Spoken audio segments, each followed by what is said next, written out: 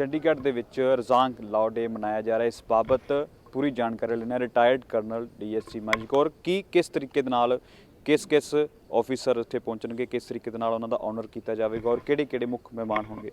Colonel ਸਾਹਿਬ ਕਿਸ ਤਰੀਕੇ ਦੇ ਨਾਲ ਇਹ ਮਨਾਇਆ ਜਾਵੇਗਾ ਔਰ ਕਿਵੇਂ ਖਿਆਲ ਆਇਆ ਵੀ ਇਹ ਇੰਨੇ समय बाद भी ये ਜਿਹੜਾ ਤੁਹਾਡੇ ਦਿਲ ਦੇ ਵਿੱਚ ਸੀਗਾ।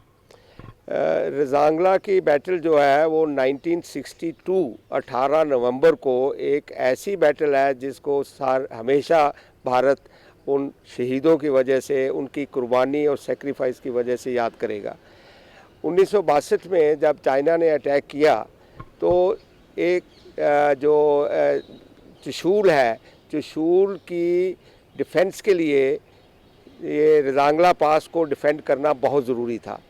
तो वहाँ पर एक 13 कुमाऊँ रेजिमेंट है हमारी, उस कुमाऊँ के चार्ली कंपनी के एक कंपनी वहाँ पर पोस्ट हुई डिफेंस के लिए। उनका जो कमांडिंग ऑफिसर थे उनका नाम था मेजर शैतान सिंह।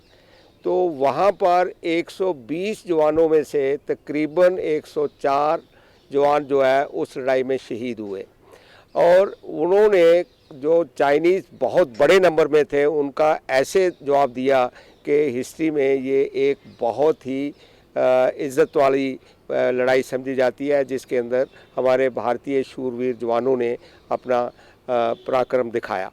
तो ये क्योंकि मैं 1986 में वहाँ पोस्टेड था, तो वहाँ मेरे जो जनरल साहब थे जीओसी जनरल डीडी सकलानी, वो एज ए कैप्टन 1962 में उसी चार्ली कंपनी में मेजर शैतान सिंह के ऑफिसर थे। तो उन्होंने मुझे पूरी बात बताई कि क्या लड़ाई हुई, कैसे हुई, और तो उससे मोटिवेट होके मैं विज़िट किया वहाँ पर 2 बार रजांगला गया मैं।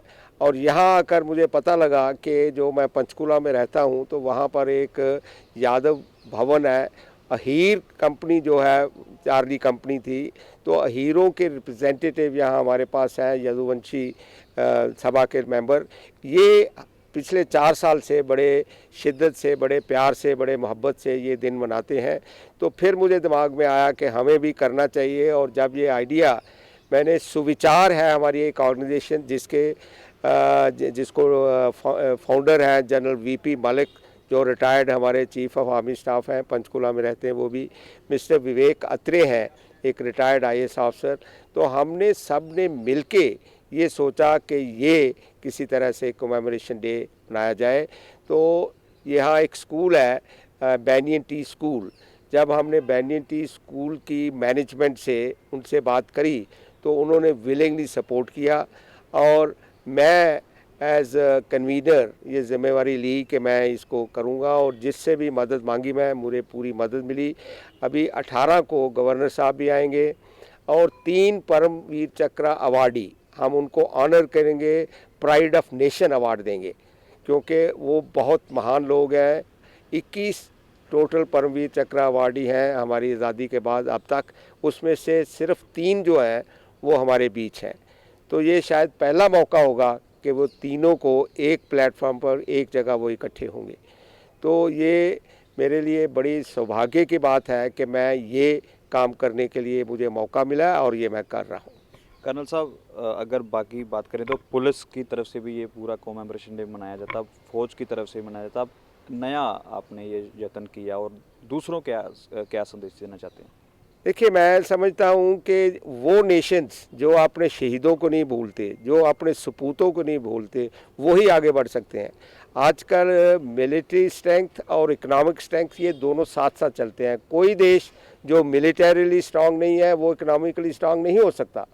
अगर मिलिटरीली आप स्ट्रांग हैं तो तभी आप इकोनॉमिक की डेवलपमेंट, ग्रोथ और डेवलप कंट्री अगर बनना है भारत को, तो हमारे शहीदों की कुर्बानी या सेक्रीफाइस को हमेशा याद रखना और सिर्फ 15 अगस्त या 26 जनवरी वाले दिन इनको नमन कर देना वो कोई ऐसी बात नहीं। मैं समझता हूँ कि वो हमेशा हमारे दिलों में रहने चाहिए और वो बहुत बड़ी महान इंस्पिरेशन है हमारे लिए। इसीलिए मुझे खुशी है कि ये प्रोग्राम जो है हम एक स्कूल में कर रहे हैं, जहाँ पर बच्चे, एनसीसी के बच्चे, दूसरे बच्चे जो है सारे स्कूलों के हमने बुलाए हैं, वो भी आएंगे, वो भी देखें कि क्या किस तरह की बहादुरी है और कैसा पराक्रम हमारी भारतीय फ़ौज का है, उनको भी फ़ख्र हो और उनको इंस्पिरेशन मिले। ਜੀ ਬਿਲਕੁਲ ਧੰਨਵਾਦ। ਤਾਂ ਇਸੇ ਤਰੀਕੇ ਦੇ ਨਾਲ ਹੁਣ 18 ਨੂੰ ਇਹ ਪੂਰਾ ਇਵੈਂਟ ਚੰਡੀਗੜ੍ਹ ਦੇ ਇੱਕ ਨਿੱਜੀ ਸਕੂਲ ਦੇ ਵਿੱਚ ਕੀਤਾ ਜਾਵੇਗਾ ਔਰ ਜਿਸ ਜਗ੍ਹਾ ਦੇ ਉੱਪਰ ਇਹ ਹੋਵੇਗਾ ਉੱਥੇ ਬੱਚਿਆਂ ਦੇ ਨਾਲ ਔਰ ਜਿਹੜੇ ਪਰਮਵੀਰ ਚੱਕਰ ਅਵਾਰਡੀ ਨੇ ਉਹਨਾਂ ਨੂੰ ਸਨਮਾਨਿਤ ਕੀਤਾ ਜਾਵੇਗਾ। ਕੈਮਰਾ ਪਰਸਨ ਦੀਪਕ ਦੇ ਨਾਲ ਮਨਜੋਤ ਕੰਗ, ਦੈਨਿਕ ਸਵੇਰਾ ਟੀਵੀ, ਚੰਡੀਗੜ੍ਹ।